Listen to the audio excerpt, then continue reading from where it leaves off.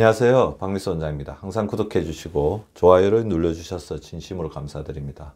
우리 구독자분들도 올해 편안하고 건강한 잠을 충분히 잘 수 있도록 바라면서 제가 오늘 강의를 시작하겠습니다. 많이 자면 병인 사람과 좀 더 많이 자야 하는 사람, 과연 건강을 유지하기 위한 최적 수면 시간이 있을까? 그런 의문은 끊임없이 건강에 대해서 고민하시는 분들은 많이 가지고 있고, 저 같은 경우도 고민하고 있습니다. 점점 잠에 대해서 진일보된 의견을 드릴 수 있도록 노력을 할 거고요. 잠의 역할은 우리 구독자분들 잘 알고 계시죠? 근육을 형성하고, 혈관을 청소하고, 뇌를 재생시키고, 식욕을 조절합니다. 비만 조절에 있어서 잠은 굉장히 중요한 역할을 합니다. 그 다음에 감정을 순화시키는, 그래서 안정적인 감정을 가질 수 있게 하는 굉장히 중요한 역할을 하기 때문에 잠은 이불로 줄이거나 잠을 자는 것에 대해서 절대로 꺼려할 필요가 없습니다. 충분한 잠을 자는 것은 매우 중요하고, 그것은 인생에서 가장 중요한 투자 중에 하나라고 할 수 있는 거죠. 그런데 문제는 현대인의 대부분이 충분한 수면을 못하고 있습니다. 미국의 한 연구에 의하면 성인의 3분의 1, 고등학생의 2분의 1이 제대로 자지 못한다고 하는데요.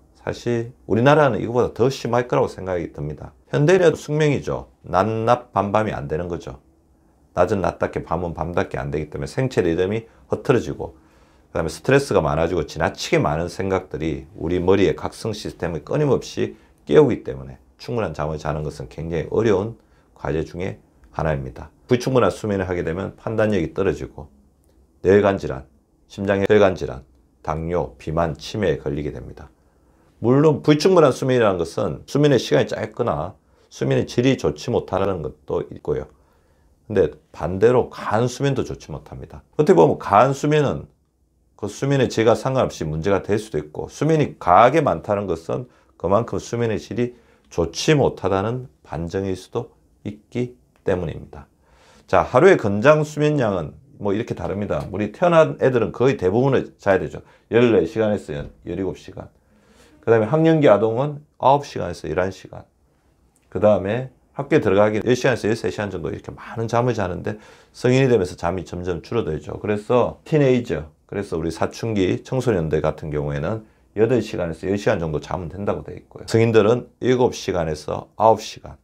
그리고 나이가 들면서는 더 작게 자는 게 바람직하다, 그런 의견보다는 노년층으로 갈수록 수면의 길이가 짧아지잖아요. 짧아지기 때문에 잠을 못 자는 것에 대해서 스트레스 받지 말고, 이 정도 자게 된다, 이 정도 자는 것이 일반적으로 나타나는 현상이다, 그러니까 이런 부분에 대해서 너무 힘들어하지 말자는 또 하나의 견해일 수도 있습니다. 자, 그런데 문제는 너무 가다하게 이제 수면을 하는 경우가 있습니다. 가다하게 수면하는 경우는 한 두 가지가 있는 것 같아요. 어떤 질병이 있기 때문에 그 결과로 가다하게 수면을 하는 경우도 있지만, 수면의 질이 좋아지지 않죠. 이런 질병들이 있으면 수면의 질이 좋아지지 않기 때문에 잠을 더 자는데도 불구하고 수면의 효율이 좋지 못한 그런 상태입니다.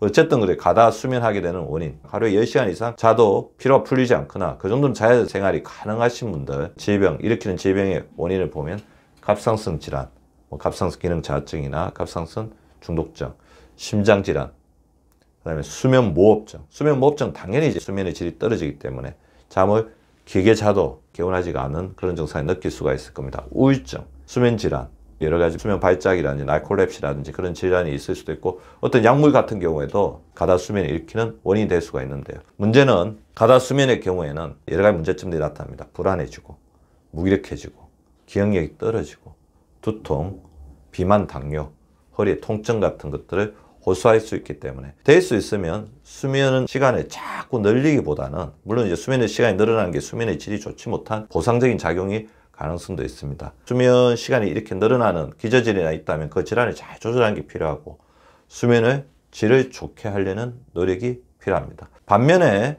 좀 더 자야 하는 사람들은 있습니다. 그래서 유전적으로 좀 더 잠을 자야 하는 체질들이 있다는 연구 결과가 있어서 이런 부분에 대한 연구들이 좀 진행이 되고 있는 것 같아요. 아까 제가 7시간에서 9시간 정도 자면 된다고 했는데, 좀 더 자야 되는 그런 사람들이 있을 수가 있어요. 임신은 초기에 더 많은 수면이 필요합니다. 그래서 임산부들이 잠이 좀 더 많이 온다고 해서 내가 왜 이렇게 잠을 많이 자지, 그렇게 자책하거나 의아하게 생각할 필요가 없습니다. 임신 초기에는 더 많은 수면이 필요합니다.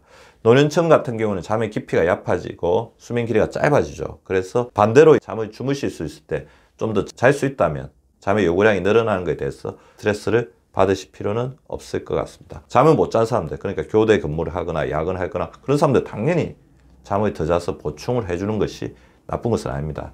이전에 여러 가지 일이나 업무 때문에 잠을 많이 주무시지 못했다고 한다면 잠을 더 많이 자서 보충해 주는 것은 어떻게 보면 우리 몸을 보호하는 당연한 작용이라고 생각하시면 될 것 같습니다. 보다 나은 수면의 질을 올리는 노력이 필요하겠죠. 그러면 우리가 적정 수면을 취하고도 충분한 몸의 회복력을 가질 수가 있습니다.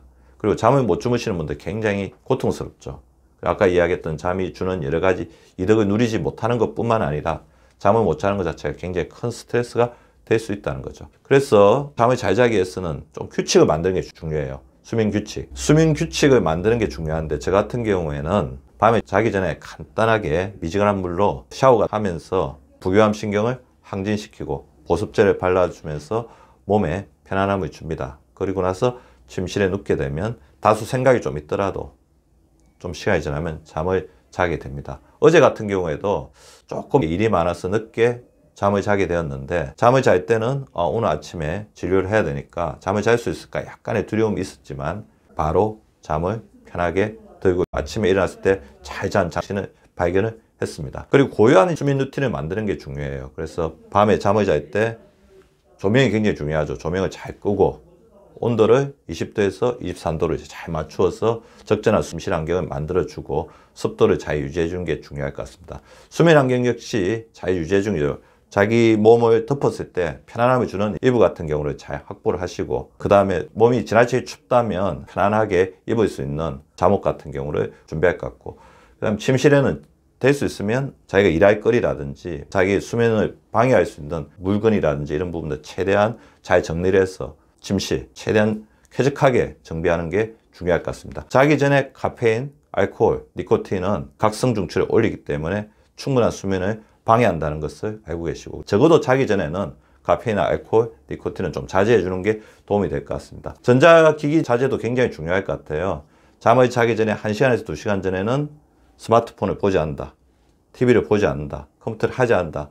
그런 규칙을 정해 놓으면 자연스럽게 우리 머리가 그런 전자기기들에 집중하는 그래서 각성되는 것을 막을 수 있다는 거죠. 근데 무엇보다 중요한 것은 밤에 노곤하게 잠이 들어야 되잖아요. 그러려면 낮 동안 좀 활동적인 게 필요합니다.